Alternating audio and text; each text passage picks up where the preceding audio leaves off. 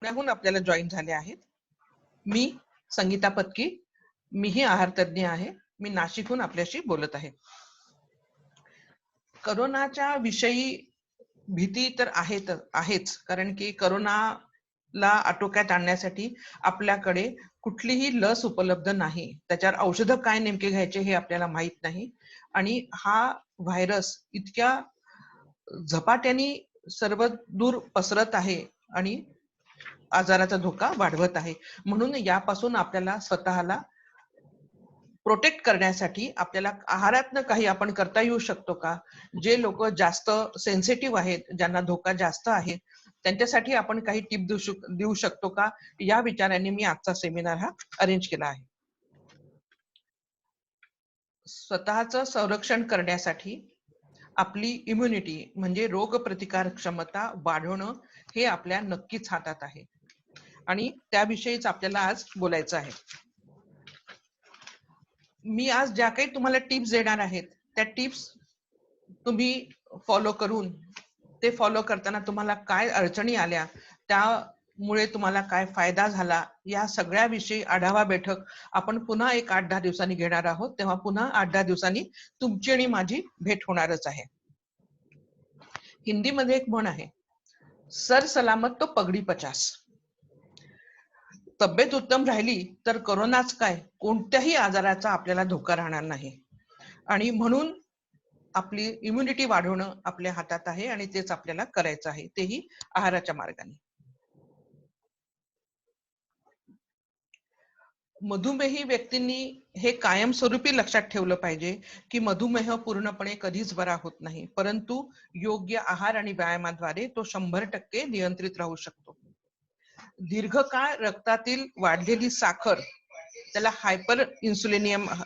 Hyperglycaemia असं म्हणतात, त्यामुळे मधुमेहामुळे होणाऱ्या गुंतागुंतीच्या आजारांचा धोका खूप वाढतो. आता या कोरोनापासून कोणाला धोका जास्त आहे, तर ज्यांना आधीपासून दम्याचा त्रास आहे त्यांना कोरोना होण्याची शक्यता खूप जास्त आहे. त्याचं कारण असं की आपल्या सगळ्यांना माहिती आहे की हा श्वासनलिकेचा आजार आहे. या कोरोनामुळे जो व्हायरस आपल्या घशामध्ये जातो, आपल्या श्वासनलिकेत जातो, तिथे तो ब्लॉक होऊन जातो आणि त्यामुळे हृदयासंदर्भातल्या आणि श्वासनासंबंधातल्या सर्व गोष्टी आपल्याला त्रासदायक होतात. म्हणून दम्याचा त्रास असणाऱ्या लोकांनी कोरोना होण्याचा धोका जास्त आहे. ज्यांना आधीपासूनच मधुमेह आहे किंवा मधुमेह क्रॉनिक झालेला आहे, रक्तातील साखरेवर नियंत्रण नाही, अशा लोकांना देखील या सर्व गोष्टींमुळे त्यांची इम्युनिटी कमी झालेली असते आणि म्हणून त्यांना कोरोनाचा धोका आहे. उच्च रक्तदाब, लठ्ठपणा आणि ज्येष्ठ नागरिक असणाऱ्या लोकांना कोरोनाचा धोका आहे. थोडे मधून हिंदी शब्द प्रयोग करा थोडे. ओके. आता एक हल्लीच एक सर्वे झाला USA मध्ये आणि एका बायोकेमिकल इन्स्टिट्यूटने हा सर्वे केला आणि त्या सर्वे मधला रिझल्ट असा आहे की जे कोरोनाग्रस्त लोक होते त्यांच्यामध्ये जवळजवळ 15 ते 17% लोक जे होते त्यांचा BMI 30च्या आसपास होता. त्यातील जवळजवळ 20% लोक असे होते की ज्यांचा BMI 35च्या पुढे होता. BMI 30च्या पुढे म्हणजे लठ्ठपणा आणि 35च्या पुढे म्हणजे अतिलठ्ठपणा. ज्यांना मधुमेह होता, रक्तातील साखर नियंत्रित नव्हती किंवा मधुमेहामुळे इतर कॉम्प्लिकेटेड काही आजार होते, अशा लोकांना व्हेंटिलेटर लावायची गरज फार पडली आणि ते लोक त्यांचं आजाराचं स्वरूप हे अत्यंत गंभीर होतं. यावरून आपल्याला लक्षात येतं की आपल्याला स्वतःची इम्युनिटी वाढवणं गरजेचं आहे आणि आधीपासून आपल्याला काही आजार असतील तर आपण जास्त जागरूक राहणं हे महत्वाचं आहे. रक्तातील साखर म्हणजेच BSL, लिपिड्स म्हणजे कोलेस्ट्रॉल आणि ट्रायग्लिसराइड्स आणि वजन कमी करण्यासाठी नियमितपणे व्यायामाची सवय करून घेणं आवश्यक आहे. याबरोबरच या कोरोनाच्या महामारीत आपल्याला रोग प्रतिकार क्षमता ही अतिशय उच्च पातळीची ठेवल्याने आपण स्वतःचं संरक्षण करणार आहोत.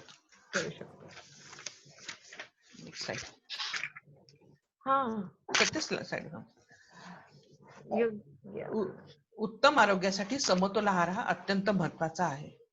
योग्य आहाराने शरीराची रोग प्रतिकार शक्ती वाढते, वजनावर नियंत्रण राहतं, रक्तातील साखरेवर नियंत्रण मिळवण्यासाठी आहार महत्वाचा, आणि आहार हा जीवनशैलीचा अविभाज्य घटक आहे.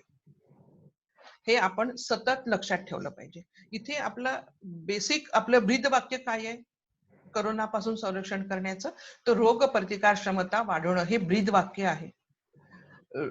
कोरोना से बचाव करने के लिए हमारी इम्यूनिटी हमें बनाई रखनी है, और वो उच्च लेवल पे बनाई रखनी है, इसलिए और उसी तरह हम कोरोना से खुद का बचाव कर सकते हैं. नेक्स्ट. आहाराला महत्व का आहे याबद्दल मी असं तुम्हाला सांगू शकते की एक फार जुने शास्त्रज्ञ होते, त्यांचं नाव होतं हिपोक्रेट्स. त्यांना फादर ऑफ मेडिसिन असं म्हटलं जायचं. त्यांचं एक वाक्य अगदी जगभर प्रसिद्ध आहे. ते म्हणतात, लेट फूड बी दाय मेडिसिन अँड लेट मेडिसिन बी दाय फूड. अशाच अर्थाचं एक आपली संस्कृत सुभाषित पण आहे. संस्कृत सुभाषिताचा अर्थ असा की आहाराची पथ्ये पाळली तर औषधाची गरज काय, आणि आहाराची पथ्ये पाळली नाहीत तर औषधाचा उपयोग काय. म्हणजे तुम्हाला आजार झाला, डॉक्टरने तुम्हाला औषधं दिली, त्याबरोबर काही पथ्ये पाळायला सांगितली आणि तुम्ही ती पाळली नाही तर तुम्हाला औषधाचा उपयोग होत नाही. आणि तुम्ही आरोग्याची पथ्य पाळली, योग्य जीवनशैली ठेवली तर तुम्हाला कधी औषधाची गरजच पडत नाही. आहार हा आपल्या जीवनशैलीचा अत्यंत अविभाज्य घटक आहे. आजकालच्या अत्यंत फास्ट आणि स्ट्रेसफुल जीवनशैलीमध्ये आपल्याला जाणवत असलेले आरोग्याचे प्रश्न म्हणजे कुपोषण आहे, तिथेच लठ्ठपणाही आहे. हार्मोनचा असमतोल म्हणजे इम्बॅलन्स ऑफ हार्मोन आहे.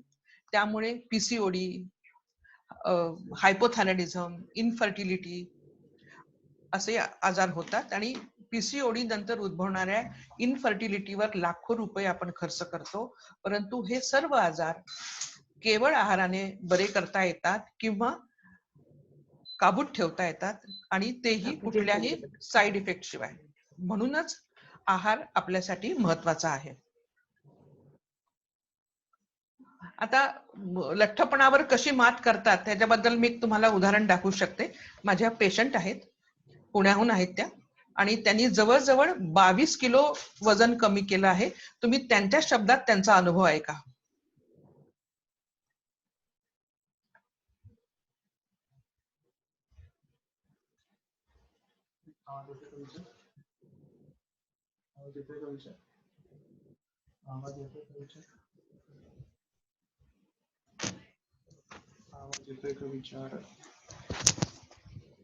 ऐकू येतंय ना सगळ्यांना? ऐकू येतंय? नहीं, आवाज नहीं आ रही. नाही आली. ओके. रश्मी धड हाँ, येते सुरू झाली आवाज. नमस्कार, मी डॉक्टर रश्मी धडफळे. पुण्यामध्ये मी वेटरनरी प्रॅक्टिशनर आहे. संगीता मॅडमचं डाएट गेले अनेक वर्ष मी फॉलो करते. डाएट सुरू करण्याचं कारण हे होतं की दोन्ही डिलिव्हरीज नंतर माझं जवळजवळ 18 ते 20 किलो वजन वाढलं होतं आणि काही केल्या खाली येत नव्हतं. तेव्हा त्यांचं डाएट आणि एक्सरसाइज दोन्ही सुरू.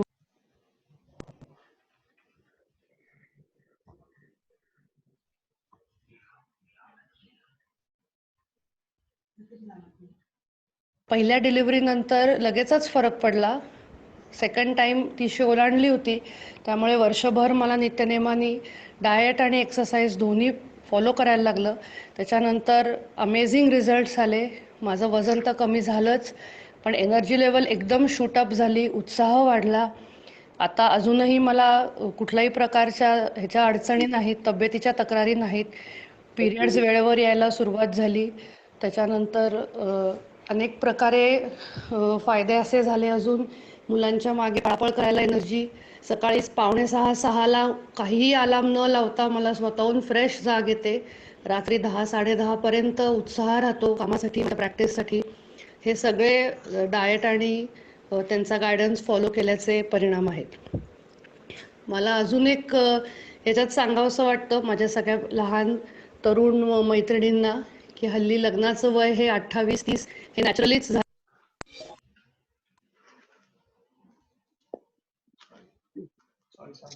सॉरी असं वाटतं माझ्या सगळ्या लहान तरुण मैत्रिणींना की हल्ली लग्नाचं वय हे 28-30 हे नॅचरलीच झालेलं आहे. कारण सगळ्यांनाच आपापलं करिअर करायचं असतं तोपर्यंत जे योग्यच आहे. पण त्याचा परिणाम एक असा झाला की इनफर्टिलिटीचे प्रॉब्लेम्स खूप वाढले आहेत. PCOD, अनेक गायनोकॉलॉजिकल केसेस वाढले ज्याच्यावरती उपचार करणे हे खूप खर्चिक काम ठरतं. पण माझा असा सल्ला अवश्य सगळ्यांनी ऐकावा की डाएट आणि एक्सरसाइज या 2 गोष्टींमुळे अगदी सहजपणे आणि कमी खर्चात या गोष्टी कंट्रोलमध्ये येऊ शकतात. त्या अवश्य सगळ्यांनी पाळाव्यात. मॅडमचं डाएट घ्यावं आणि माझी खात्री आहे माझ्यासारखेच सगळ्यांनाच खूप छान रिझल्ट्स येतील. धन्यवाद. थँक्यू रश्मी. अजून एक मी तुम्हाला माझ्या पेशंट बद्दल सांगते. छान बोलली रेश्मी. या माझ्या पेशंट आहेत, याही पुण्याहूनच आहेत आणि त्यांनी जवळजवळ 11 किलो वजन कमी केलं आहे. त्यांना बऱ्याच लिमिटेशन्स आहेत, व्यायाम करू शकत नाहीत कारण की पोलिओ पेशंट आहेत. घरातल्या घरात चालणं देखील बरेच वेळा कठीण होतं. त्यांचे अनुभव आपण ऐकूया. नमस्कार, मी कल्पना राजे, संगीता पत्की यांची पेशंट आहे आणि त्यांनी मला दिलेल्या डाएटमुळे readymade diet for me as per my problems झालेले फायदे आपणा सर्वांना सांगू इच्छिते. मी स्वतः पोलिओ पेशंट आहे, व्यायाम करू शकत नाही व जास्त चालूही शकत नाही. पत्की मॅडमच्या डाएटमुळे माझे वजन 11 किलोने कमी झालेच आणि त्याबरोबर फायदे खूपच झाले. असे म्हणूया की घरात कामधेनू असेल तर दुधा तुपाबरोबर शेण फुकट म्हणजेच इतर फायदे इतके की वजन कमी होणे हा साईड इफेक्ट ठरला. एक तर विचारांमध्ये सकारात्मकता, पॉझिटिव्हिटी कमालीची वाढली, ती इतरांनाही जाणवू लागली. सलग 10 मिनिटे जिथे उभं राहण्याची मारामार होती तिथे मी आता अर्धा तास उभी राहू शकते. काम करताना उत्साह आणि वेगळीच प्रसन्नता वाटते. सकाळी 5:30ला सुरू केलेला दिवस रात्री 10ला संपला तरी कंटाळा येत नाही. मी नोकरी करते. माझे क्लायंट्स मला सांगतात, मॅडम तुमच्याशी 2 मिनिटे बोलले की खूप छान वाटते. या सर्वांचे श्रेय मी पत्की मॅडमला देते आणि त्यांना मनापासून धन्यवाद देते. थँक्यू. नेक्स्ट. नमस्कार, मी कल्पना. आता मधुमेह आणि मधुमेहामुळे होणारे कॉम्प्लिकेशन्स किंवा गुंतागुंतीचे आजार म्हणजे नेमके कोणते आजार असे होतात की जे मधुमेहामुळे गुंतागुंतीचे होतात. मागे आधीची स्लाइड दाखवू. यामध्ये डोळ्यांचे आजार होतात, त्याला डायबेटिक रेटिनोपॅथी असं म्हणतात. हृदयासंबंधी आजार होतात, मूत्रपिंडाचे आजार होतात, त्याला डायबेटिक नेफ्रोपॅथी असं म्हणतात आणि तळपायाचे आजार होतात. हे आजार होण्याचं मुख्य कारण असं की वाढलेल्या साखरेमुळे रक्तवाहिन्या ब्लॉक होतात आणि त्या ब्लॉक झालेल्या रक्तवाहिन्या ज्या ठिकाणी मायक्रो म्हणजे अतिशय सूक्ष्म रक्तवाहिन्या आहेत, डोळे, तळपाय, किडनी अशा ठिकाणी, आणि ज्या ठिकाणी मोठ्या रक्तवाहिन्या आहेत उदाहरणार्थ हृदय वगैरे, या सर्व रक्तवाहिन्यांमध्ये ब्लॉक्स निर्माण होऊन त्या संदर्भातले आजार होतात. तळपायाचे आजार सुरुवातीला आपल्याला अत्यंत किरकोळ वाटतात, परंतु त्यांनी अम्प्युटेशनची वेळ येऊ शकते. हल्लीच माझ्याकडे येणाऱ्या एका रुग्णांच्या बद्दल मला तुम्हाला काही सांगायचं आहे. त्यांच्या पायाला गँग्रीन झालं होतं आणि ते गँग्रीन महिन्याभरात कसा त्यांचा पाय बरा झाला त्याबद्दल मी तुम्हाला सांगू इच्छिते. Next slide. असा त्यांचा पाय झाला होता. माझ्याकडे आले हे पेशंट, जळगावहून आले. विनायक टटेले नाव आहे त्यांचं, 65 वर्षाचे गृहस्थ आहेत. पत्ता शोधत आले, पायाला प्लास्टिकची पिशवी बांधून आले होते. माझ्याकडे आले तेव्हा त्यांची शुगर जवळजवळ 300च्या वर होती. त्यांना मी डाएट लिहून दिलं, काही सप्लिमेंट्स दिले आणि 5-6 दिवसापूर्वीच त्यांचा मला फोन आला की मॅडम माझे सगळे सप्लिमेंट संपले आहेत, मला तुम्ही पुन्हा पाठवा. परंतु आता या कोरोनाच्या लॉकडाऊनमुळे मला त्यांना काही पाठवणं शक्य झालं नाही. तेव्हा मी त्यांच्या तब्येतीची चौकशी केली तर मला म्हणाले की माझा पाय पूर्णपणे बरा झाला. मी म्हटलं मला फोटो पाठवता का, तर त्यांनी मला हे फोटो पाठवले. म्हणजे केवळ आहाराने, काही नियम पाळल्याने आपण अम्प्युटेशन पासून स्वतःला वाचवू शकतो, हेच मला तुम्हाला सांगायचंय. आणि आहारातून जेव्हा आपण आपली इम्युनिटी वाढवतो तेव्हा आपण कोरोनापासूनही स्वतःचं संरक्षण नक्कीच करू शकतो. सत्यशील नेक्स्ट स्लाइड दाखव जरा. आता आम्ही तुमच्याकरता घेऊन आलो आहेत आरोग्याची पंचसूत्री. त्यात नेमकं काय आहे? पहिली गोष्ट आहे अँटीऑक्सिडंट, जे अत्यंत महत्वाचे आहेत. मी म्हटलं की आपलं ब्रीद वाक्य आहे आपली इम्युनिटी वाढवायचं, त्याकरता अँटीऑक्सिडंट आपल्याला खूप मदत करतात. दुसरा घटक आहे प्रोटीन्स, त्याला मराठीत प्रथिन असं म्हणतात, त्याचाही अतिशय महत्वाचा रोल आहे. तिसरा घटक आहे तो म्हणजे फायबर, तंतुमय पदार्थ. नंतर उत्तम दर्जाची फॅट आणि उत्तम दर्जाचे कार्बोहायड्रेट. इथे एक गोष्ट मला तुम्हाला सांगावीशी वाटते की इथे मी क्वालिटेटिव्ह अनालिसिस ऑफ फूड हे तुम्हाला सांगणार आहे. क्वांटिटी बद्दल बोलण्यापेक्षा मी क्वालिटी बद्दल जास्त बोलणार आहे. हे सगळं आपण करत असताना उत्तम आरोग्यासाठी आपल्याला पॉझिटिव्ह थिंकिंग हवंच, त्याशिवाय स्ट्रेस मॅनेजमेंट होत नाही आणि नियमित व्यायामही हवा. जेव्हा जेव्हा आपण उत्तम आरोग्याचा विचार करतो किंवा जेव्हा जेव्हा आपण उत्तम आरोग्याविषयी बोलतो तेव्हा तेव्हा हे लक्षात ठेवलं पाहिजे की कुठल्याही व्यक्तीचं आरोग्य उत्तम राहण्यासाठी त्या व्यक्तीच्या शरीरामध्ये हार्मोनचा समतोल असणं आवश्यक आहे. व्यायाम आणि पॉझिटिव्ह थिंकिंग मुळे हार्मोनचा समतोल साधण्यामध्ये खूपच हातभार लागतो. सत्यशील नेक्स्ट स्लाइड दाखव. आता अँटीऑक्सिडंट कशातनं मिळतात? घरगुती कोणत्या पदार्थातनं आपण अँटीऑक्सिडंट घेऊ शकतो? पेय जर का बघितलं तर लिंबू पाणी, गरम पाणी आणि हळद, धने जिरे दालचिनी टाकून उकळलेलं पाणी, कलोंजीचं पाणी, यातून भरपूर प्रमाणात अँटीऑक्सिडंट मिळतात. ज्या ज्या पदार्थांमध्ये व्हिटॅमिन ए आहे, व्हिटॅमिन सी आहे, ओमेगा 3 आहे, व्हिटॅमिन B12 आहे, असे सर्व पदार्थ अँटीऑक्सिडंटचं काम हे छान करतात. आता हे दुसरं घटक म्हणजे पालेभाज्या, पिवळी आणि नारिंगी फळे किंवा मोडाचे कडधान्य. आणि तेलबियांचं म्हटलं तर जवस, बदाम, अक्रोड यासारख्या तेलबियांमधून हे अँटीऑक्सिडंट भरपूर प्रमाणात मिळतात. आता आपल्याला नेहमीच प्रश्न पडतो की अँटीऑक्सिडंट असं काय घडवतात आपल्या शरीरात की ज्यांच्यामुळे आपली इम्युनिटी ही बूस्ट होते. आपण सगळ्यांनी फ्री रॅडिकल्सचं नाव ऐकलं असेल. फ्री रॅडिकल्स म्हणजे नेसंट ऑक्सिजन. आपल्या शरीरामध्ये आपल्या अन्नाच्या चयापचयामुळे फ्री रॅडिकल्स तयार होतात. ज्या शरीरात फ्री रॅडिकल्सचं प्रमाण जास्त त्या शरीरामध्ये आरोग्याचे प्रश्न खूप जास्त. हे फ्री रॅडिकल्स कसे होतात? तर अन्नाच्या पचनाने तयार होतात. अँटीऑक्सिडंट त्यांना नलिफाय करतात. म्हणजे नेमकं काय करतात? फ्री रॅडिकल म्हणजे नेमके काय घटक आहेत, ते कसे तयार होतात, हे आपण थोडंसं जाणून घेऊया. थोडंसं टेक्निकल आहे पण ते जाणणं अत्यंत महत्वाचं आहे माझ्या दृष्टीने. आपल्याला सगळ्यांना माहित आहे की आपण ऑक्सिजन लिहिताना O2 असं लिहितो, सिंगल ऑक्सिजन कधीच लिहित नाही. का सिंगल ऑक्सिजन लिहित नाही? कारण तो स्टेबल नाही आहे, अनस्टेबल आहे. 2 ऑक्सिजनचे अणू एकत्र केल्याशिवाय तो स्टेबल होऊ शकत नाही. जेव्हा तो अनस्टेबल असतो तेव्हा त्याला नेसंट ऑक्सिजन असं म्हणतात. तो अनस्टेबल असल्यामुळे आपल्या शरीरभर नाचानाच करतो, म्हणून आरोग्याच्या तक्रारी निर्माण होतात. याबरोबरच त्या नेसंट ऑक्सिजनला असं वाटतं की शरीरातली पेशी आपण कुरतडून एक त्यातला ऑक्सिजनचा अणू घेऊ आणि स्टेबल होऊ. कारण की आपली पेशीमध्ये ऑक्सिजन असतो, पेशीच्या न्यूक्लियर मध्ये ऑक्सिजन असतो. म्हणून ते फ्री रॅडिकल शरीरातली एक पेशी कुरतडतात. ती पेशी कुरतडताना त्यांना ऑक्सिजन तर घेता येत नाही, परंतु एका पेशीचं विभाजन होऊन 2 पेशी तयार होतात. या तिन्ही पेशी मिळून अजून 3 पेशींना कुरतडतात आणि असे हे फ्री रॅडिकल्स द्विगुणित होतात. अँटीऑक्सिडंट काय करतात? अँटीऑक्सिडंट आपल्या स्वतःच्या मधला एक ऑक्सिजनचा अणू या फ्री रॅडिकलला देऊन त्यांना शांत करतात आणि त्यांना शांत केलं, त्यांना स्टेबल केल्यामुळे पेशींचं विभाजन कमी होतं, स्लो डाऊन होतं. ह्याचाच अँटी एजिंग इफेक्ट सुद्धा होतो.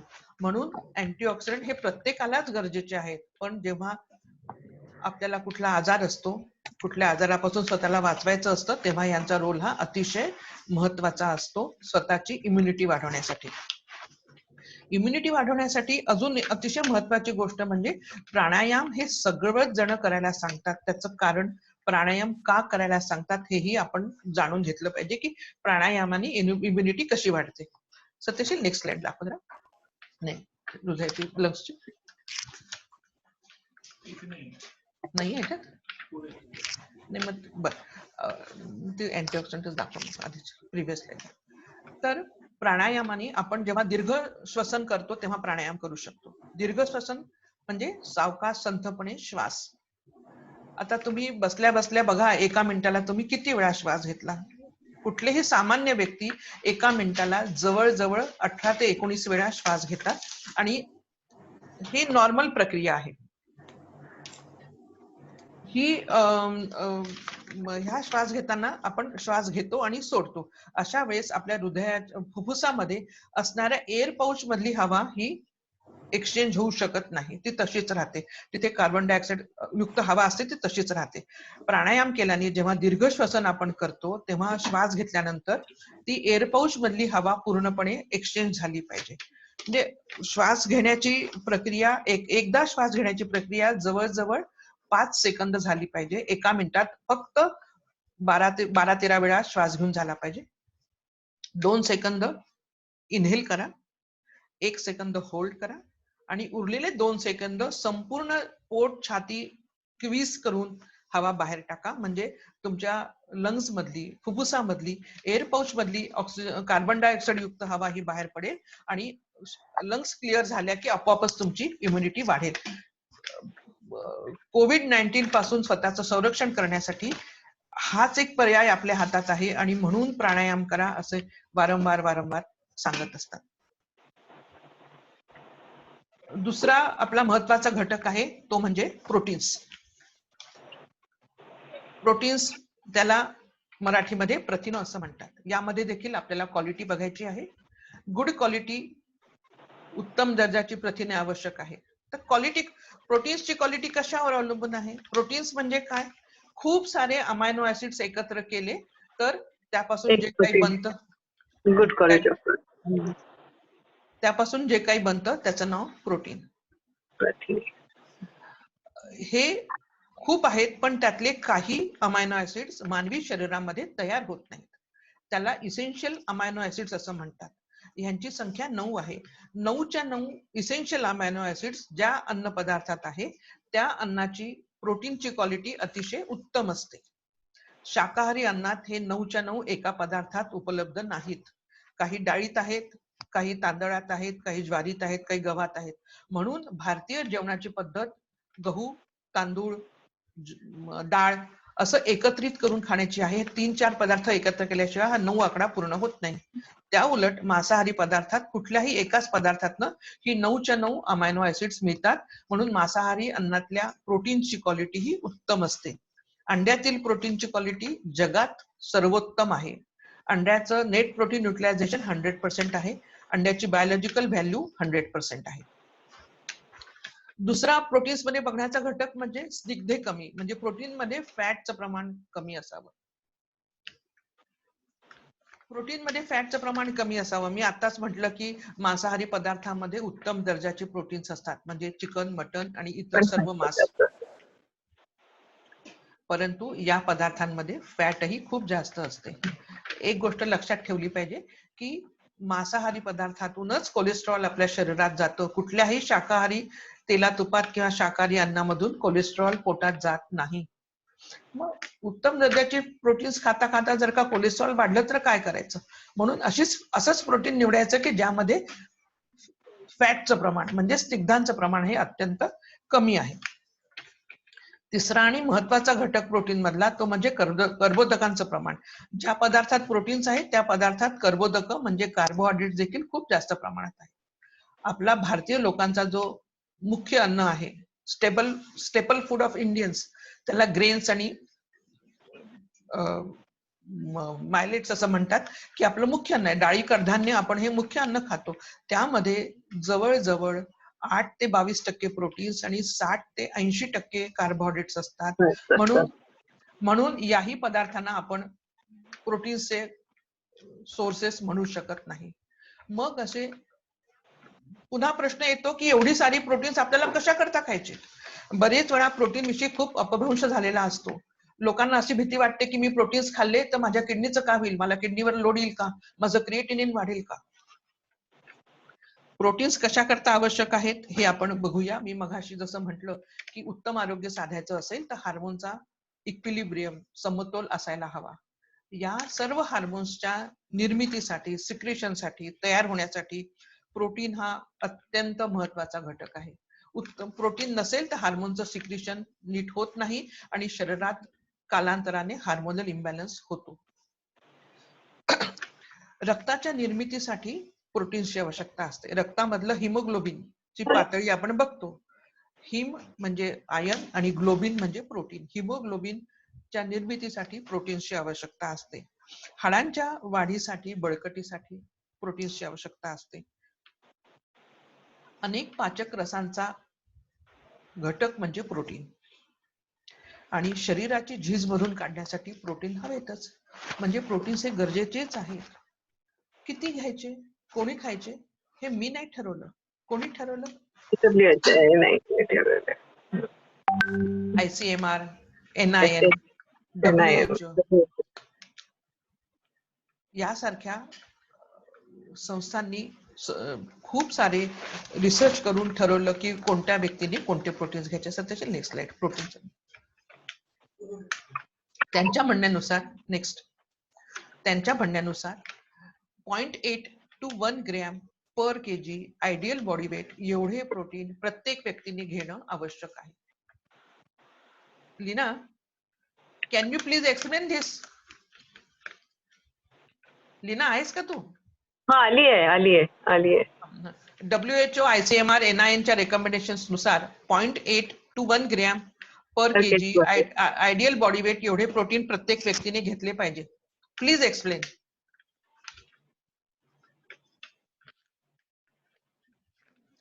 असो, लीना नाहीये वाटतं तिथे. ह्याचा अर्थ असा की समजा माझं आयडियल वजन उंचीनुसार 60 किलो असायला पाहिजे असेल तर माझी प्रोटीनची गरज ही 60 गुणिले 0.8 ते 1 ग्रॅम म्हणजे साधारणपणे 48 ते 60 ग्रॅम प्रोटीन मला एका दिवसाला घेणं आवश्यक आहे. ही झाली माझी रिक्वायरमेंट. त्या मानाने आपण खूपच कमी प्रमाणात रोजच्या जेवणातून प्रोटीन्स घेतो. रोजच्या सर्वसामान्य व्यक्तीचे रोजच्या जेवणातले प्रोटीन्स आपण कॅल्क्युलेट केले ते 15 ते 20 ग्रॅम पेक्षा जास्त होत नाहीत आणि म्हणून आपल्याकडे जसं वय वाढतं तसे आरोग्याचे प्रश्न देखील वाढतात. सोर्स. आता प्रोटीन कशातनं मिळतात ते आपण बघूया. गुड क्वालिटी प्रोटीन साठी प्रक्रिया केलेले सोयाबीन, साय काढलेल्या गाईच्या दुधाचं पनीर, अंडी, अंड्याचा पांढरा भाग, मासे, क्वचित प्रसंगी चिकन आणि व्हे प्रोटीन सारख्या सप्लिमेंट्सचा आपण आधार घेऊ शकतो. या सर्व पदार्थातून उत्तम दर्जाची प्रथिने मिळतातच, परंतु यातील फॅटचं पण प्रमाण कमी असतं आणि कार्बोहायड्रेटचं प्रमाणही अतिशय कमी असतं. असे पदार्थ आपण रोजच्या जेवणामध्ये सहज समावेश करू शकतो. नेक्स्ट. तिसरा महत्वाचा घटक म्हणजे फायबर, तंतुमय पदार्थ. एक गोष्ट लक्षात घ्या, फायबर फक्त झाडांच्या सालीत किंवा झाडांच्या मध्ये असतं. नॉनव्हेज पदार्थांमध्ये फायबरचं प्रमाण 0 असतं. फायबर आपल्याला का महत्वाचं आहे आणि फायबरमुळे आपल्या आतड्यांचं आरोग्य उत्तम राखलं जातं. इंटेस्टिनल फ्लोरा मेंटेन होतो फायबर खाल्ल्याने. फायबर खाल्ल्याने बद्धकोष्ठता, कॉन्स्टिपेशन, मूळव्याध, पाईल्स हे त्यावर अत्यंत प्रभावी आहे. फायबरने काय होतं तर फायबरच्या पचनास वेळ लागतो. का बरं वेळ लागतो? कारण की फायबर मध्ये असणाऱ्या सेलची रचना ॲनिमल सेल पेक्षा निराळी असते. आपण मनुष्य हा ॲनिमल आहोत, प्राणी आहोत. या प्राण्याचे सेल आणि फायबर मध्ये असणाऱ्या वनस्पतीजन्य सेलचा रचनेमध्ये फरक असल्यामुळे त्याच्या पचनास वेळ लागतो. तो वेळ लागल्यामुळे अनेक गोष्टी फेवरेबल घडतात. फायबरचा गुणधर्म असा की फायबर मध्ये पाणी मिसळले की ते फुगते. फायबर जेव्हा खाल्लं जातं तेव्हा आतड्यातलं पाणी त्यात मिसळतं आणि ते फुगतं. आतड्यातली सगळी जागा व्यापतं. आतड्यातली जागा व्यापली की सतत पोट भरलेलं राहतं, खाय होत नाही, क्रेविंग कमी होतं. दुसरी गोष्ट म्हणजे फायबरच्या प्रेझेन्स मध्ये अन्नाचा ग्लायसेमिक इंडेक्स कमी होतो. फायबरला पचायला वेळ लागतो, म्हणूनच इतर अन्नातील साखर आणखीन त्याबरोबरच स्निग्ध पदार्थ म्हणजे कोलेस्ट्रॉल वगैरे यांच्याही पचनास आणि शोषणास वेळ लागतो आणि त्यामुळे रक्तातील ग्लुकोज तर कमी होतच, कोलेस्ट्रॉल ट्रायग्लिसराईडची पातळी लक्षणीयरित्या कमी होते. म्हणून फायबर खाणं महत्वाचं आहे. आता हे फायबर कशातनं मिळतात ते आपण बघूया. जागतिक आरोग्य संघटना यांच्या मते 20 ते 25 ग्रॅम फायबर दररोज घेणं आवश्यक आहे. ते कशातनं घेऊ शकतो आपण तेही बघूया. आणि फायबर कशात जास्त आहेत? शेंगा भाज्या, पालेभाज्या यामध्ये फायबरचं प्रमाण खूप जास्त आहे. किती आहे? सर्वात जास्त फायबर मेथीच्या भाजीत आहे. किती आहे? 4%. 100 ग्रॅम मेथी खाल्ली तर 4 ग्रॅम फायबर पोटात जातं. मेथी खाताना आपण मेथीची पानं निवडतो, दांड्या आणि शेंडे टाकून देतो. फायबर सगळं दांड्या आणि शेंड्यांमध्येच असतं, त्यामुळे पानांमधलं फक्त पाणी आपल्याला मिळतं. हे 20 ग्रॅम फायबर जर का पालेभाज्यात खायचं झालं तर आपल्याला जवळजवळ 500 ते 600 ग्रॅम पालेभाज्या खाव्या लागतील दांड्यासकट. आपण ते फेकून देतो. आणि एवढं जर का आपण पालेभाज्या खायचं म्हटलं तर बाकीचं अन्न खायला, जेवण करायला आपल्याला भूकच राहणार नाही की आपण खाऊच शकणार नाही. मग फक्त फायबर खाऊन काही आपलं आरोग्य उत्तम राहत नाही. म्हणून आजकाल मार्केटमध्ये कॉन्सन्ट्रेटेड फॉर्म मध्ये फायबर पावडर्स अवेलेबल आहेत. त्यामध्ये नॅचरल फायबर 98% असतं.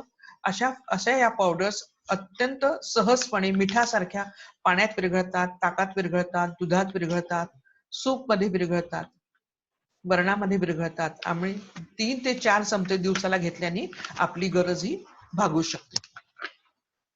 सत्यशील, नेक्स्ट स्लाइड. अतिशय महत्वाचा घटक तो म्हणजे फॅट. प्रत्येकच व्यक्तीला प्रश्न पडतो की रोजच्या वापरात, जेवणात मी कुठलं तेल वापरावं आणि काय करावं. खूप वेगळ्या वेगळ्या प्रकारची तेलं मार्केटमध्ये येतात आणि त्यामुळे मनुष्य हा कन्फ्युज होऊन जातो की मी नेमकं काय करू.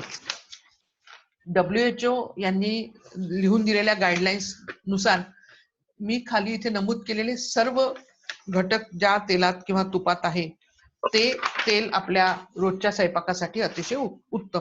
त्यातलं पहिला घटक म्हणजे ओमेगा 3 आणि ओमेगा 6 या इसेन्शियल फॅटी ऍसिडचा रेशो 1:4 हा आयडियल आहे. याबरोबरच कदाचित 1:4 जमला नाही तर निदान तो 1:10 पर्यंत तरी असावा. हे त्यांचं सर्वात पहिलं गोष्ट त्यांनी सांगितली. जे तेल आपण वापरतो स्वयंपाकासाठी त्या तेलामध्ये ॲरेकोनिक ऍसिडचं प्रमाण अत्यंत कमी असावं. वापरलेल्या तेलात आणि तुपात फॅट सोल्युबल व्हिटॅमिन्स आणि मिनरल्स म्हणजे व्हिटॅमिन ए, डी, ई आणि के हे व्हिटॅमिन्स आणि कॅल्शियम, आयर्न यासारखे मिनरल्स हे भरपूर प्रमाणात असावेत. आपण जे तेल वापरतो त्या तेलाने पदार्थाची चव वाढावी, स्वाद वाढावा आणि ते रुचकर लागावा पदार्थ. सामान्य तापमानाला ही फॅट द्रव स्वरूपात असावी. 2-3 प्रकारची तेले किंवा तूप एकत्र करून वापरावे. अशा या 6 पॉइंट्सवर WHO आणि सांगितलं की हे सगळे ज्या तेला तुपामध्ये पूर्ण होतील ते तेल तूप तुम्ही वापरा. आता मार्केटमध्ये काय नेमकं उपलब्ध आहे ते आपण बघूया. मार्केटमध्ये तेल उपलब्ध आहे ते म्हणजे करडई सनफ्लॉवर, सोयाबीन, सरकी, राईस ब्रान, शेंगदाणा तेल, तिळाचं तेल, मोहरीचं तेल. नेक्स्ट कर. हे तेल उपलब्ध आहेत. यातील म्हणजे करडईचं तेल, सनफ्लॉवर ऑइल, सोयाबीन ऑइल, सरकी यासारख्या तेलांमध्ये, सत्यशीलाच्या आधीची स्लाइड पाहिजे, यासारख्या तेलांमध्ये ओमेगा 3 to ओमेगा 6 हा रेशो 1:80 किंवा त्यापेक्षा जास्त आहे. म्हणजे 1:4 तर सोडून द्या, पण 1:10 सुद्धा जवळचा नाही तो. ही सर्व तेले रिफाइंड असतात. रिफायनिंगच्या प्रक्रियेमध्ये या तेलाच्या दाण्यामधून 540 डिग्री सेंटीग्रेडची स्टीम पास होते. एवढ्या हाय टेम्परेचरची स्टीम पास झाल्यामुळे या तेलामधील सर्व व्हिटॅमिन्स आणि मिनरल्स नष्ट होतात. ओमेगा 3 तर पूर्णपणे नष्ट होते कारण की ते पटकन ऑक्सिडाइज होते. माझ्या नजरेने रिफाईंड तेल हे डेड ऑइल आहेत. रिफाईंड तेल कधीच वापरू नये. मग कोणतं तेल उपलब्ध आहे की ज्याचा रेशो आपल्याला फेवरेबल आहे? मार्केटमध्ये मोहरीचं तेल उपलब्ध आहे. मोहरीच्या तेलाचा रेशो, माझं पण ऐकू जातंय, मोहरीच्या तेलाचा रेशो हा 1:4 म्हणजे अगदी आयडियल आहे. मोहरीच्या तेलामध्ये सर्व व्हिटॅमिन्स मिनरल सुद्धा आहेत, परंतु मोहरीच्या तेलाचं दुसरं नाव आहे कडू तेल. मोहरीच्या तेलाला अतिशय स्ट्रॉंग वास आहे आणि स्ट्रॉंग वासाबरोबरच त्याला विशिष्ट चव आहे. ज्यांना सवय नसेल ते मोहरीच्या तेलातला स्वयंपाक दररोज खाऊ शकत नाहीत. म्हणजे शिवाय महाराष्ट्रामध्ये मोहरीचं तेल हे उष्ण पडतं, त्यामुळे आपण ते वापरू शकत नाही.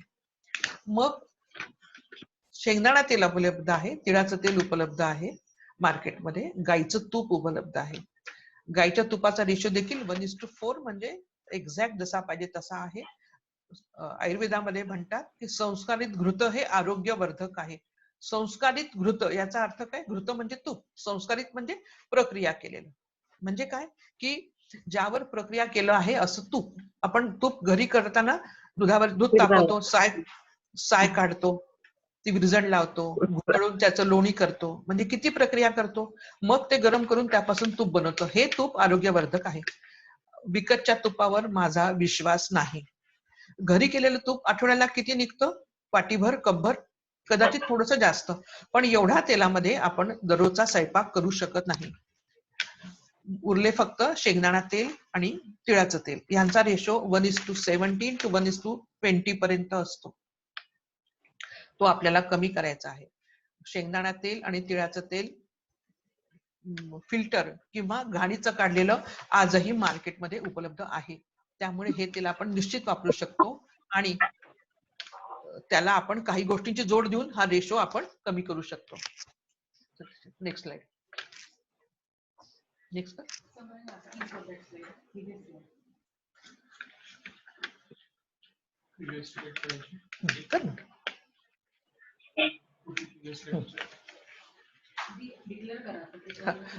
कोणी म्हटल्याप्रमाणे मी ही स्लाइड पुन्हा दाखवते आहे. तुमचं झालं असेल तर मी तुम्हाला तेलाबद्दलची स्लाइड पुन्हा बघायची आहे का? नेक्स्ट. थांब. तुम्हाला काही लिहून घ्यायचं असेल तर तुम्ही लिहून घेऊ शकता ह्याच्यातलं. आपण पुढच्या स्लाइड कडे दाखवली ना ती स्लाइड चालू आहे. नेक्स्ट कर. मग ह्याच्यातून महत्वाचं काय आहे? रोजच्या स्वयंपाकासाठी 3 ते 4, मी मानशी प्रमाण सांगते, 2 ते 3 चमचे, इथे चुकून 3 ते 4 लिहिला गेला आहे, 2 ते 3 चमचे शेंगदाणा तेल किंवा तिळाचं तेल, 3-4 टेबलस्पून जवसाची चटणी. जवसाची चटणी दररोज करावी. याच्या आधीच बस जवसाची चटणी दररोज करावी. जवस पटकन खवट होतं, त्यामध्ये ओमेगा 3चं प्रमाण खूप जास्त आहे. जवसामध्ये ओमेगा 6 अजिबात नाही, त्यामुळे याचा रेशो उलटा आहे. आणि 2 चमचे लोणकडं गाईचं तूप असं वापरल्याने हा रेशो 1:10 पर्यंत येतो. आणि WHO गाईडलाईन्स प्रमाणे 3-4 वेगळे तेलाचे सोर्सेस वापरले जातात. ही सर्व तेल आणि तूप रूम टेम्परेचरला पातळ असतात आणि आपण सर्व गाईडलाईन्स ह्या फॉलो करू शकतो. पुढे जाऊ, कार्बोहायड्रेट बद्दल बोलू. Next slide. नेक्स्ट. मी सुरुवातीलाच तुम्हाला सांगितलं की this is qualitative analysis of food. मी कार्बोहायड्रेट बद्दल तुम्हाला क्वालिटी काय बघायची ते सांगते. उत्तम दर्जाचीच कार्बोहायड्रेट्स आपल्याला हॉटस्पॉट दिसत तशी इंटरनेट कनेक्शन जात आहे. नैसर्गिक स्वरूपात असलेले धान्य, प्रक्रिया न केलेले पदार्थ, सालासह धान्य म्हणजे उत्तम कार्बोहायड्रेट. ज्या कार्बोहायड्रेटचा ग्लायसेमिक इंडेक्स हा कमी असतो ते म्हणजे चांगले फेवरेबल कार्बोहायड्रेट्स. उदाहरणार्थ कोंड्यासह गव्हाचे पीठ, पॉलिश न केलेले तांदूळ, पॉलिश न केलेल्या डाळी, हातसडीचा तांदूळ, या पदार्थांमध्ये कार्बोहायड्रेटचं क्वालिटी अतिशय उत्तम असते. नेक्स्ट. अपायकारक, हानिकारक कार्बोहायड्रेट कुठले? तर मैद्यापासून केलेले पदार्थ,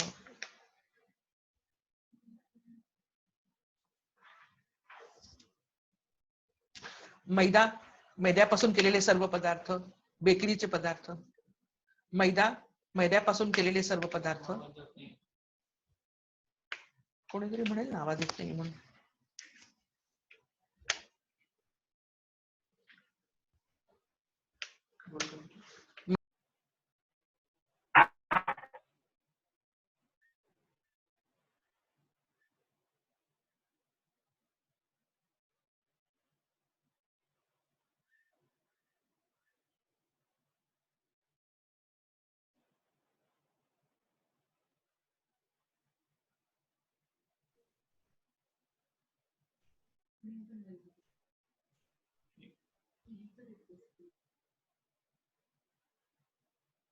कार्बोहायड्रेट कमी घ्यायचं असतं. कॉम्प्लेक्स कार्बोहायड्रेट घेणं महत्वाचे आहे. किती घ्यायचं आहे? 65% 50 to 60% कार्बोहायड्रेट आपल्याला दररोज गरजेचं आहे. पण कॉम्प्लेक्स कार्बोहायड्रेट इज गुड.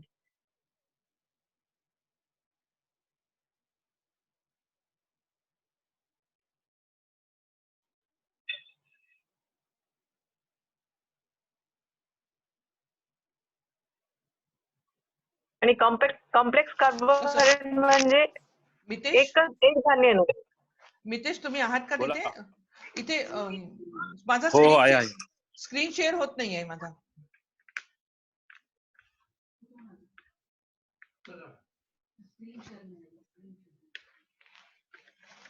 हा, आता करा, आता होऊन जाईल.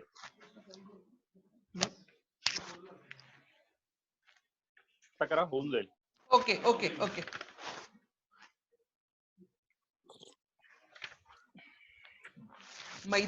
मैद्यापासून तयार होणारे सर्व पदार्थ, बेकरी आयटम्स, बाजारात मिळणारे तयार अन्नपदार्थ, तळलेले अन्नपदार्थ, डबाबंद अन्नपदार्थ, ज्यामध्ये साखर, गूळ यासारख्या पदार्थांचा वापर भरपूर आहे, असे अन्नपदार्थ, साबुदाणा, पोहे, हे सर्व हानिकारक कार्बोहायड्रेट आहेत. हे आपल्याला टाळणं गरजेचं आहे, कारण की यामध्ये यांचा सर्व पदार्थांचा ग्लायसेमिक इंडेक्स हा खूप जास्त आहे.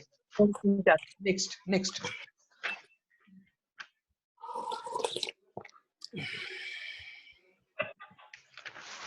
या सगळ्याचा सारांश काय? तर आहाराबद्दल बोलताना आपल्याला समग्र दृष्टिकोन हवा, होलिस्टिक अप्रोच हवा.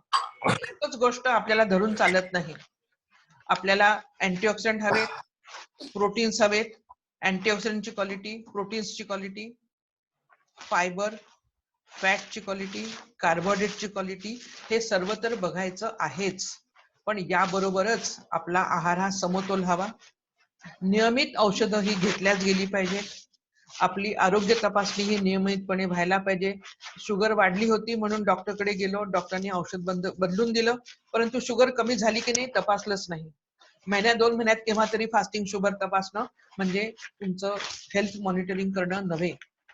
याबरोबरच दररोज व्यायाम अत्यंत महत्वाचा आहे आणि सकारात्मकता हवी.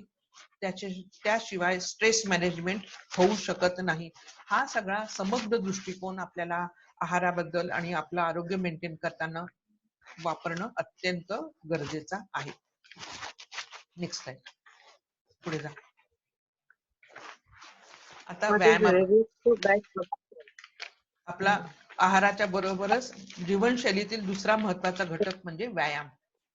आता करोनाच्या या लॉकडाऊनच्या काळामध्ये आपल्याला व्यायाम करायला बाहेर जिम मध्ये किंवा जॉगिंग ट्रॅकवर इतर ठिकाणी जाऊ शकत नाही. आपल्याला घरीच व्यायाम करणं हे अत्यंत गरजेचं आहे. जेव्हा जेव्हा आपण आरोग्याविषयी बोलतो, स्ट्रॉंग इम्युनिटीची बोलतो, तेव्हा तेव्हा एक्सरसाइज हा अत्यंत महत्वाचा घटक असतो. Good health comes through hormonal balance and equilibrium, आणि त्यासाठी आपल्याला व्यायामाची सवय हवी.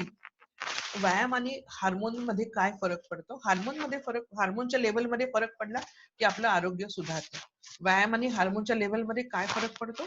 तर दररोज निदान 35 ते 45 मिनिटं व्यायाम केल्याने आपल्या शरीरामध्ये एंडॉर्फिन, सेरोटोनिन यासारखे हॅपी हॉर्मोन सिक्रेट होतात. एंडॉर्फिन काय आहे? मॉर्फिन काय आहे? Morphine is a pain killer. Endorphin आतून निर्माण झालेलं मॉर्फिन, नॅचरली आपल्या शरीरात निर्माण झालेलं मॉर्फिन आपल्याला मिळतं, आणि हे मॉर्फिन मिळाल्यामुळे आपल्या शरीरातले सर्व एक्स अँड पेन्स हे दूर होतात. व्यायामाचा फायदा काय होतो? तर व्यायामाने बांधा सुडौल होतो, वजन आटोक्यात राहते, निर्णय क्षमता, मेंदूचे कार्य सुधारते, त्यामुळे आत्मविश्वास वाढतो, रोगप्रतिकार क्षमता वाढते, रक्ताभिसरण उत्तमरित्या होऊन नैसर्गिक बायपास निर्माण होतात, म्हणून हृदयरोगाची शक्यता कमी होते. याबरोबरच व्यायाम केल्याने, नेक्स्ट स्लाइड, व्यायाम केल्याने रक्ताभिसरण सुधारतं. रक्ताभिसरण सुधारल्यामुळे तरतरी येते, उत्साह वाढतो, आणि दिवस आपला जास्त ऍक्टिव्हली जाऊ शकतो. व्यायाम कोणी किती कसा ते आधीची स्लाइड दाखव. व्यायाम कोणी किती त्याच्या आधीची कोणी किती कसा करावा. अनेक प्रकार आहेत, अनेक प्रकारचा व्यायाम असतो, परंतु निदान 35 ते 45 मिनिटं चालणं, स्ट्रेचिंग, निदान 10 सूर्यनमस्कार आणि काम डाऊन होताना निदान 5 ते 10 मिनिटं श्वसनाचे व्यायाम म्हणजे प्राणायामाचे व्यायाम हे करणं प्रत्येक व्यक्तीसाठी गरजेचं आहे. बरेच वेळा आपण एवढं सगळं करण्यासाठी 1 ते 1.5 तास लागतो. 1-1.5 तास आपण एका वेळेस काढू शकत नाही. आजकाल आपलं रुटीन फार टाईट असतं. सकाळ संध्याकाळ 2 वेळा मिळून जरी व्यायाम केला तरी आपल्याला हे चालू शकतं. शेवटचा मुद्दा ते म्हणजे तणाव नियंत्रण. तणाव नियंत्रण अतिशय महत्वाचा गोष्ट आहे आणि बरेच वेळा असं लक्षात येतं की ह्या तणाव नियंत्रणाचा आरोग्याचा काय संबंध आहे. मी बरेच वेळा आतापर्यंत बोलले की आपलं आरोग्य आपल्या शरीरातल्या हार्मोनल बॅलन्सवर अवलंबून असतं. जेव्हा जेव्हा तणाव निर्माण होतो तेव्हा तेव्हा शरीरामध्ये कॉर्टिझॉल, ऍड्रिनलिन यासारखे हार्मोन्स निर्माण होतात. हे हार्मोन निर्माण झाले की आपलं पाल्पिटेशन वाढतं, म्हणजे हृदयाचे ठोके वाढतात. आपले शरीरातले स्नायू अकुंचन पसरण पावण्याची क्रिया ही जलद घडते. रक्तप्रवाह सगळा पायाकडे जातो. धडधड वाढते हृदयातली. संताप होतो. आपण राग आला की आपण दातोट खातो. राग आला म्हणजे तणाव आला, आपण दातोट खातो. ह्या सगळ्या क्रिया या हार्मोनमुळे घडतात. पूर्वीच्या काळी येणारा तणाव आणि आताचा तणाव याच्यामध्ये काय फरक आहे. पूर्वी तणाव येत नव्हता का? हल्ली जास्त तणावपूर्ण जीवन आहे का? हो, निश्चित आहे. परंतु पूर्वीच्या काळी येणारा तणाव हा शारीरिक होता. आता येणारा तणाव हा संपूर्णपणे मानसिक तणाव असतो. ही असं वागली म्हणून माझं डोक्यात तिडीक गेली, तिच्यामुळे मला राग आला, ही असं म्हणाली, ती तसं म्हणाली. हे जे काही असतं हे म्हटलेलं आपलं हे बंद होतच नाही आणि हे कमी न झाल्यामुळे ते हार्मोन तसेच आपल्या शरीरात राहतात. म्हणून आजकाल होणारे 90% आजार हे मनोकायिक असतात, सायकोसोमॅट्रिक असतात. सायकोलॉजी बिघडल्यामुळे, हार्मोनल इम्बॅलन्स झाल्यामुळे हे आजार होतात. जोपर्यंत तुम्ही हे तुमची सायकोलॉजी बदलत नाही, पॉझिटिव्ह ऍटिट्यूड ठेवत नाही, तोपर्यंत या हार्मोन्सचे लेवल खाली जात नाही आणि तुमचं रुटीन नॉर्मल होऊ शकत नाही. तणाव आहे हे आधी आपल्याला ओळखता आलं पाहिजे की मला तणाव आहे. तणाव आहे म्हणजे नेमकं काय, तणावाचे लक्षणं काय आहेत, केव्हा केव्हा आपण समजायचं की मला तणाव आहे. आपण असं जेव्हा आपली हृदयाची धडधड वाढते, चिडचिड होते, बऱ्याच गोष्टी छोट्या छोट्या गोष्टी आपण विसरतो. म्हणजे उदाहरणार्थ चावी कुठे ठेवली हे लक्षात राहत नाही, गाडी कुठे पार्क केली हे लक्षात राहत नाही, या खोलीत तर त्या खोलीत काहीतरी आणायला जातो परंतु कशा करता गेलो हेच आपल्या लक्षात राहत नाही. अशी जर का लक्षणं वारंवार असतील तर समजावं की आपल्याला तणाव आहे. याच्या पुढची प्रक्रिया म्हणजे झोप नीट लागत नाही. झोप येत नाही.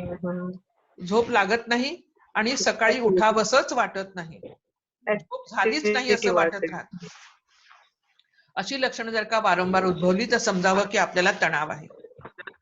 आणि तणाव आहे हे समजल्यानंतर तो ऍक्सेप्ट करणं आणि तो कमी कसा होईल या दृष्टीने उपाययोजना करणं म्हणजे तणाव नियंत्रण करणं.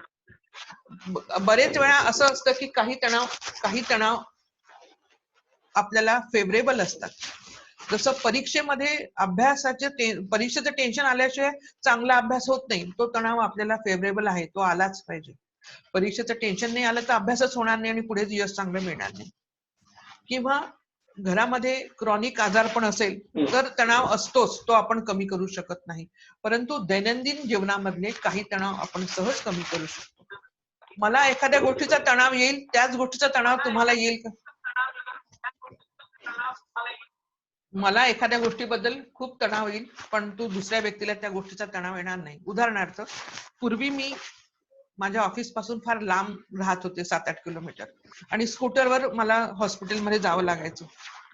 तयार झाल्यावर घरातनं बाहेर पडल्यावर जर का स्कूटर पंक्चर दिसली तर मला ब्रह्मांड आठवायचं. अरे बापरे, आता मी काय करू. तेच माझ्या मिस्टरांवर जर काही वेळ आली तर ते म्हणायचे की अरे पंक्चर आहे का, बरं ठीक आहे आपण कोपरापर्यंत जाऊ चालत आणि तिथून आपली रिक्षा मिळूनच जाईल. हा बघण्याचा दृष्टिकोन झाला. मला ज्यांनी तणाव आला त्या गोष्टींनी तुम्हाला तणाव येईलच असं अजिबात नाही. परंतु जेव्हा तणाव येतो तेव्हा मी नेहमी माझ्या पेशंटला सतीश ऐकू येत नाही, भोगो होत हे 4 गोष्टी सांगते. जे जे टाळणे अशक्य दे शक्ती ते सहाय्य, जे शक्य साध्य आहे निर्धार दे कराया, मज काय शक्य आहे आहे अशक्य काय, माझे मला कळाया दे शक्ती देवराया. मी तणावाबद्दल जास्त बोलले नाहीये कारण की वेळ पुढे पुढे जातो आहे. मला पुढचे अजून काही तुम्हाला सांगायचं आहे.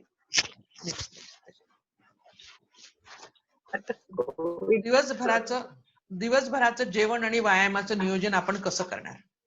आपल्याला अँटीऑक्सिडंट घ्यायचे आहेत, आपल्याला प्रोटीन घ्यायचंय, आपल्याला फायबर घ्यायचं आहे, आपल्याला कार्बोहायड्रेटवर नियंत्रण ठेवायचं आहे.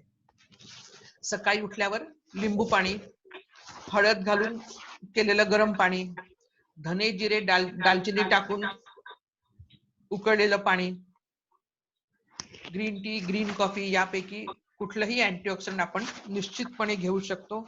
आयुर्वेदामध्ये अँटीऑक्सिडंटला फार महत्व दिलेलं आहे. आपली इम्युनिटी वाढण्यासाठी आयुर्वेदामध्ये बरेच काढे सांगतात. त्यामध्ये धने जिरे दालचिनी मेथी टाकून पाणी उकळून 1 लिटर पाण्यामध्ये हे सगळं टाकून आपण दिवसभर घेऊ शकतो. ते करायला आणि हे करायला सोपं असतं. आपलं अँटीऑक्सिडंट घेऊन जे आपल्याला शक्य असेल ते कुठलंही अँटीऑक्सिडंट आपण जरूर घ्यावं.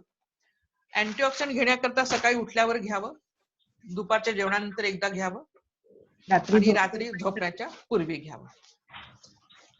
यानंतर व्यायाम करावा, पूरक व्यायाम करावा, म्हणजे आपले अकडलेले सर्व सांधे लूज होतात. आजकाल बाहेर जाऊ शकत नाही. युट्यूबवर अनेक घरबसल्या होणारे एरोबिक व्यायाम असतात, ते एरोबिक व्यायाम करावे. त्यामुळे कॅलरीज खर्च होतात. वॉक ॲट होम यासारखे बरेच काही युट्यूबवर चॅनल्स आहेत की ज्यामुळे आपण ते बघून करू शकतो. शक्य असेल तर 45 मिनिटं मोकळ्या हवेत चालावं, 10 सूर्यनमस्कार करावे, श्वसनाचे व्यायाम करावे आणि हळूहळू हा वेळ वाढवावा. 7-7:30 पर्यंत साधा चहा घ्यावा, शक्यतो साखर टाकू नये. सुरुवातीला काही दिवस शुगर फ्री सारख्या पदार्थांचा आसरा घ्यावा, पण नंतर तेही टाळावे. नाश्त्याला मोडाचे कडधान्य 1 मोठं बाउल, मोडाची मेथी आवर्जून घ्यावी. मोडाची मेथी अँटीऑक्सिडंट तर आहेत, पण मेथीमध्ये इतर अनेक औषधी गुणधर्म आहेत. 1 मोठं बाउल भरून सॅलड, त्याच्यामध्ये चवीसाठी मीठ, लिंबू, चाट मसाला. हे शक्य नसेल तर दलिया म्हणजे गव्हाचे ब्रोकन पीसेस असतात, सालासह गहू वापरला जातो. दलियाचा उपमा, त्याच्यात भरपूर भाज्या वापरून घ्यावा किंवा पोळी आणि भाजी खावी. परंतु प्रोटीन घेतल्या गेलं नाही. प्रोटीन साठी खालील गोष्टी ऍड कराव्या. नेक्स्ट प्रोटीन साठी साय काढलेलं दूध 1 कप, त्यात 5 बदाम 5 अक्रोड टाकले तरी 5 ग्रॅम प्रोटीन्स मिळून जातात. किंवा साय काढलेल्या दुधाचे घरी बनवलेले पनीर अर्धी वाटी. अंडी खात असाल तर अंड्याचा पांढरा भाग, निदान 2 अंडी. खूप भोबो होतं. इक्वल 11 वाजता लिंबू पाणी, पपई, कलिंगड, पेरू, जांभूळ यासारखे कुठलं तरी एक, अंदाजे 200 ग्रॅम. 12:30-1च्या सुमारास दुपारचं जेवण, त्यात 2 लहान फुलके 40 ते 50 ग्रॅम आट्याचे. याच्यामध्ये रिव्हायवल आटा वापरावा. रिव्हायवल आट्याचं मधील कार्बोहायड्रेट कमी आहेत आणि प्रोटीनचं प्रमाण जास्त आहे. 2 वाट्या कुठलीही भाजी बटाटा सोडून. सॅलेड मध्ये निदान 1 काकडी, 1 गाजर, 1 टोमॅटो, ताक आणि प्रोटीन साठी गाईचं पनीर अर्धी वाटी किंवा सोयावडी, सोया चंक्स आपण म्हणतो ते 20 नग, त्यांची भाजी. अंडी, अंड्याची अंडा करी करू शकता, भुर्जी करू शकता, उकडलेले अंडे खाऊ शकता. मासे यासारख्या पदार्थांचा समावेश करावा. नेक्स्ट संध्याकाळची नाही.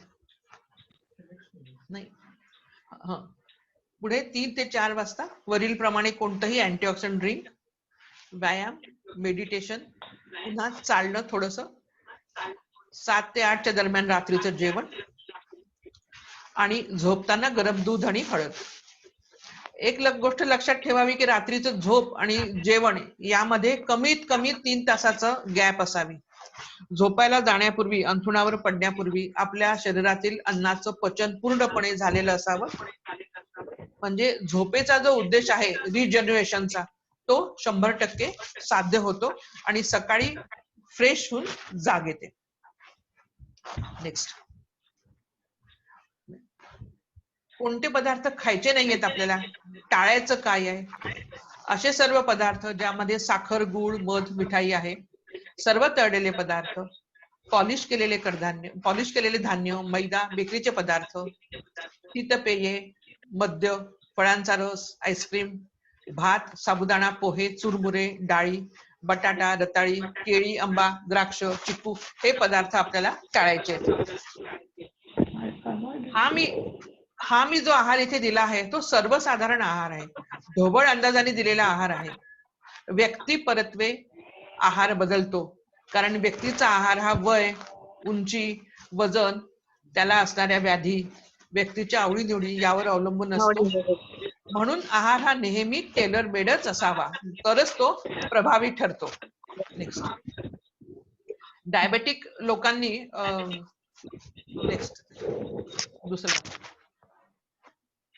डायबेटिक लोकांकरता एक महत्वाची सूचना मी सांगते. या आहाराने रक्तातील साखर झपाट्याने कमी होते, म्हणून आठवड्यातून 2 वेळा उपाशी पोटी आणि जेवणानंतर रक्तातील साखर तपासणे हायपोग्लायसिमिया टाळण्यासाठी, हायपोग्लायसिमिया म्हणजे रक्तातील साखर कमी होऊन जाणे टाळण्यासाठी गरजेचे असते. तसे तपासून रिपोर्ट कळवावा, त्यानुसार आहार आणि औषधात बदल करणे सोयीचे जाते. मधुमेह पूर्णपणे बरा होत नाही, परंतु योग्य आहार, औषधे आणि व्यायामाद्वारे 100% नियंत्रणात राहू शकतो. यालाच जीवनशैलीतील कायमस्वरूपी बदल असं म्हणतात. मला इथे बरेच काही प्रश्न आले आहेत. तुम्ही चॅट बॉक्स मध्ये बरेच प्रश्न विचारले आहेत.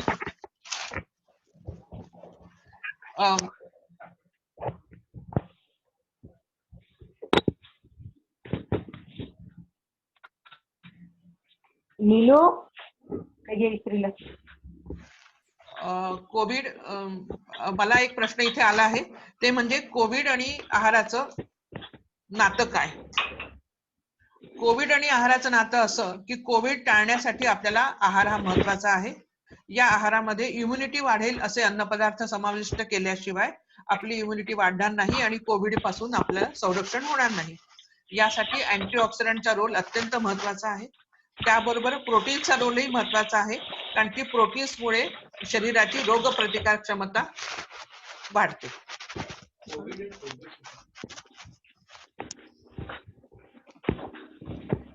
दुसरा मला प्रश्न इथे आलाय की ऍसिडिटी कशी कमी करावी. ज्या ज्या लोकांना ऍसिडिटी आहे त्यांनी 2-3 गोष्टी कटाक्षाने बघाव्या. अन्नाचं पचन,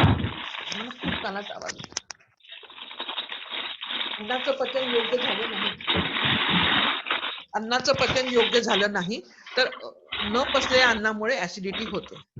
अन्नाचं पचन हे तोंडापासून सुरुवात होते. जेव्हा आपण घास व्यवस्थित चावतो तेव्हा आपल्या अन्नामध्ये असणारे कार्बोहायड्रेट, आपल्या जेवणाचा मुख्य भाग हा कार्बोहायड्रेट आहे. पोळी खाल्ली नाही तर जेवण झालं नाही असं आपण म्हणतो. म्हणजे पोळीचा घास जर का व्यवस्थितपणे चावला गेला नाही तर त्यामध्ये लाळ मिसळली जात नाही. लाळेमुळे जे लायपेज नावाचं जे पाचक द्रव्य असतं त्यामुळे 50% कार्बोहायड्रेटचं पचन होतं. घास एकदा किंवा 2दा चावला आणि गिळला तर ती लाळ अन्नात मिसळत नाही. लाळ आपल्या अन्ननलिकेत नसते, आतड्यात कुठेही लाळ नसते. लाळ मिसळली गेली नाही तर सुरुवातीचं 50% पचन होऊच शकत नाही आणि म्हणून न पचलेलं अन्न तसंच पोटात ढकललं जातं आणि ऍसिडिटीला कारण ठरतं. दुसरी गोष्ट म्हणजे अन्नाचा घास आपण व्यवस्थित चावला नाही तर गिळल्यानंतर अन्न चावली जाण्याची शक्यता तीळ मात्र नाही, कारण की चावण्यासाठी दात फक्त तोंडात आहेत, आतड्यांमध्ये दात नाहीत, अन्ननलिकेत दात नाहीत.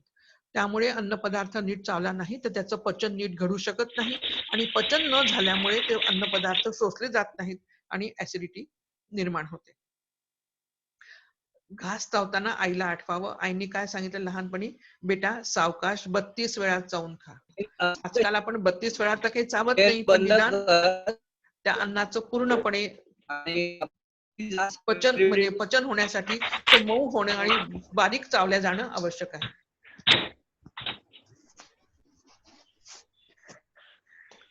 ओके.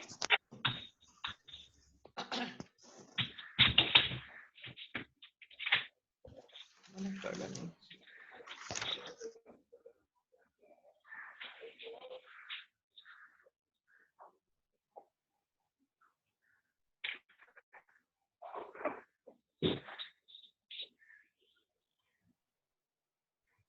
हॅलो, इथे मला चॅट Hello. बॉक्स हा, बोला. मध्ये चॅट बॉक्स मध्ये काही प्रश्न दिसत आहेत.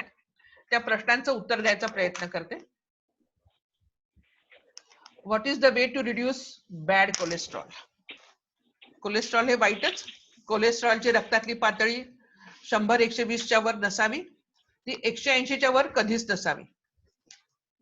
कोलेस्ट्रॉल कमी करण्यासाठी आहारामध्ये तंतुमय पदार्थांचा भरपूर प्रमाणात समावेश करावा. पहिली गोष्ट.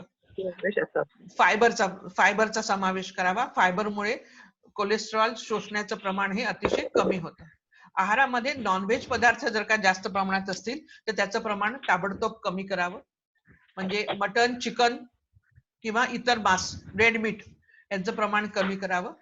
शाकाहारी अन्नामध्ये कोलेस्ट्रॉल नसतं, त्यामुळे शाकाहारी तेल तुपानी कोलेस्ट्रॉल वाढत नाही, हे लक्षात घ्यावं. आहारामधल्या म्हशीच्या तुपाचा, बटरचा समावेश हा कमीत कमी करावा, म्हणजे कोलेस्ट्रॉल कमी होतं.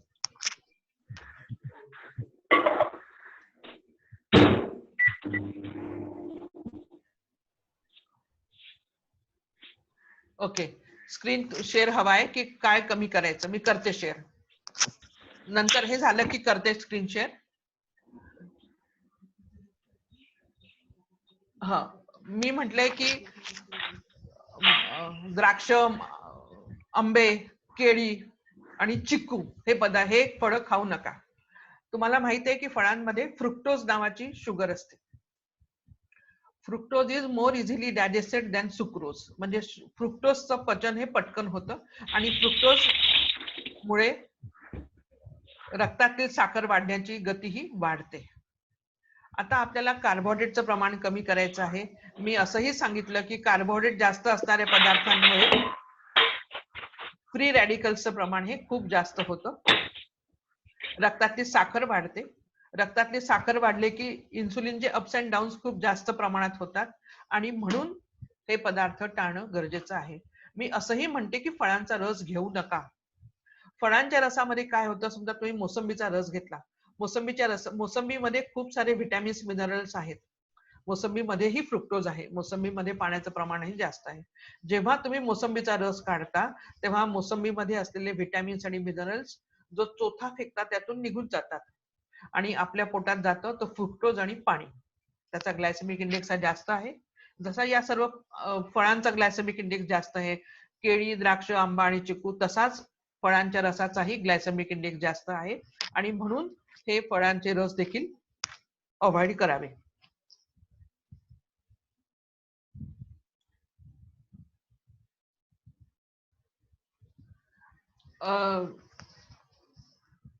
एक फायबर पावडर आहे, मी ती इम्पोर्ट करत असते. त्याच्यामध्ये 98% फायबर आहे. 250 ग्रॅमचं पाकिट हे 200 रुपयाला असतं फायबरचं. ते अवेलेबल असतं.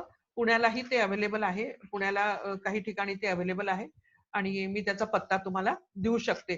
ज्यांना फायबर विषयी ब्रँडचं नाव वगैरे हवंय त्यांनी मला नंतर कॉन्टॅक्ट करावं. मी त्यांना त्याचा पत्ता देईन किंवा हवं असेल तर मी त्यांना पाठवू पण शकेन.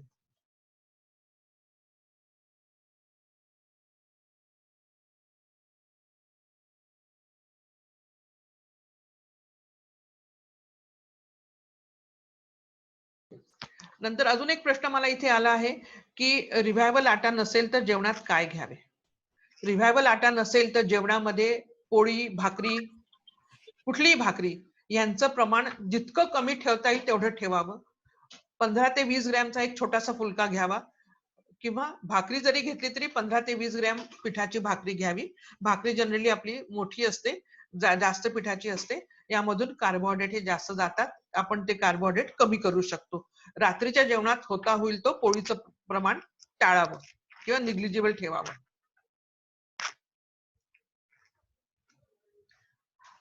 नंतरचा पुढचा प्रश्न माझ्याकडे इथे आला आहे की any special instructions for thyroid. ज्या लोकांना हायपोथायरॉइडिझम आहे, हायपोथायरॉइडिझमची उदाहरणं जास्त असतात हायपरथायरॉइडिझम पेक्षा.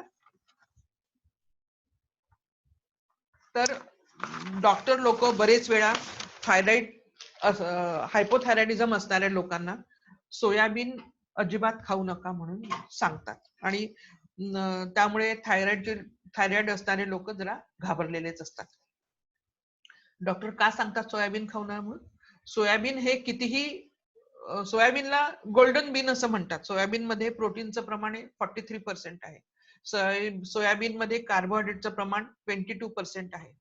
सोयाबीन रेग्युलर खाल्लं तर हृदयाला अतिशय पूरक होतं, हृदयरोगाचा धोका टळतो. सोयाबीनमुळे कोलन कॅन्सरचा धोका टळतो, बद्धकोष्ठता टळते. सोयाबीनमुळे पाळीच्या संदर्भातले सर्व आजार कमी होतात, त्याच्यावर इलाज आहे. सोयाबीन खाल्ल्याने कुठल्याही प्रकारचा कॅन्सर होत नाही. हे सगळं जरी खरं असलं तरी सोयाबीनची दुसरी बाजू तेवढीच काळीकुट्ट आहे. सोयाबीन मध्ये खूप अँटी न्यूट्रिशनल फॅक्टर्स आहेत. त्यातला एक घटक म्हणजे अँटी गायटरोजेनिक सबस्टन्स. गॉयटर म्हणजे थायरॉइडच्या ग्रंथीमुळे होणारा आजार. या गोष्टींमुळे डॉक्टर सोयाबीन खाऊ नका म्हणून सांगतात.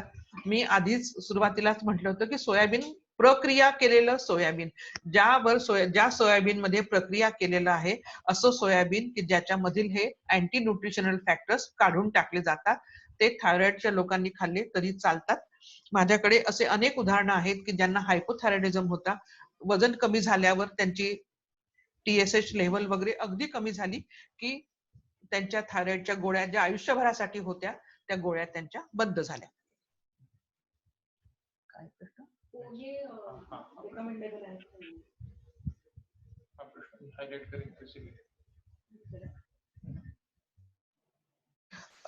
मी पोहे खाऊ नका म्हणून सांगितलं. पोहे कशापासून बनतात? तांदळापासून बनतात. तांदळामध्ये 80% कार्बोहायड्रेट आहेत आणि प्रोटीन फक्त 8% आहे. तांदळापासून पोहे खाल्ले म्हणजे भात खाल्ल्यासारखंच आहे. कार्बोहायड्रेट तर वाढलेलेच आहेत त्यातले, म्हणून पोहे अवॉइड करायचे आहेत. पुढचा प्रश्न काय?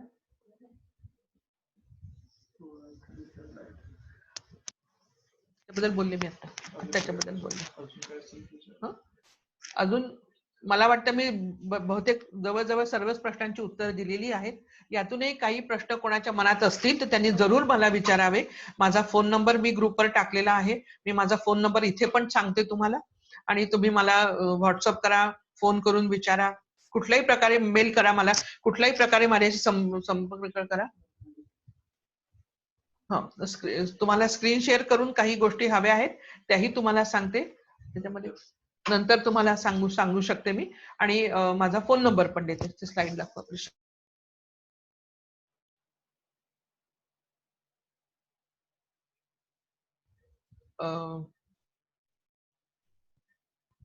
म्यूट कर मला.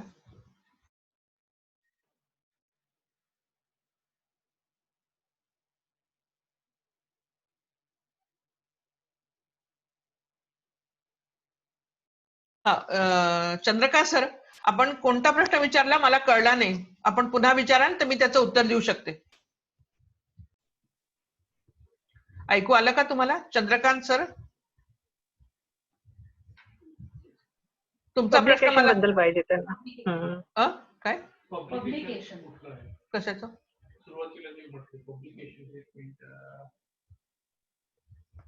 Can you please share the publication survey which you mentioned at beginning of your presentation?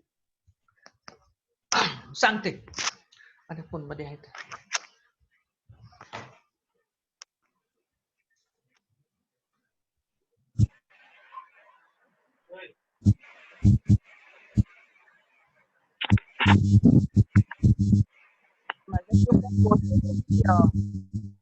WhatsApp link.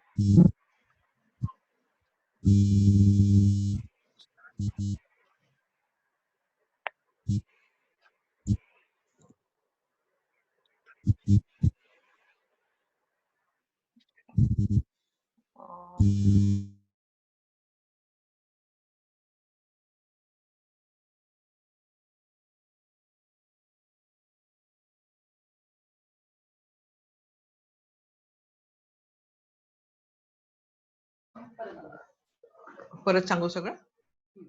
हो, चंद्रकांत सर, तुम्हाला सर्वेच्या बद्दल माहिती अजून हवी आहे. त्या सर्वेची मी लिंक ग्रुपवर शेअर करते. तुम्ही please go to the link so that you can have all details about the survey. 3 वेगळे वेगळे आर्टिकल्स आहेत, तुम्ही ते जरूर बघू शकता. मी ग्रुपवर टाकते ते.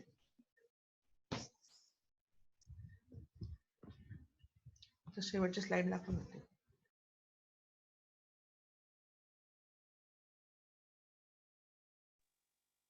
नंबर आहे 9823014446. माझा ईमेल आयडी आहे संगीता पत्की sangitapatki@revival-health.com. माझं फेसबुक अकाउंट आहे संगीता पत्की नावाने, रिव्हायवल हेल्थच्या नावाने. तुम्ही तिथेही माझ्याशी संपर्क साधू शकता. थँक्यू.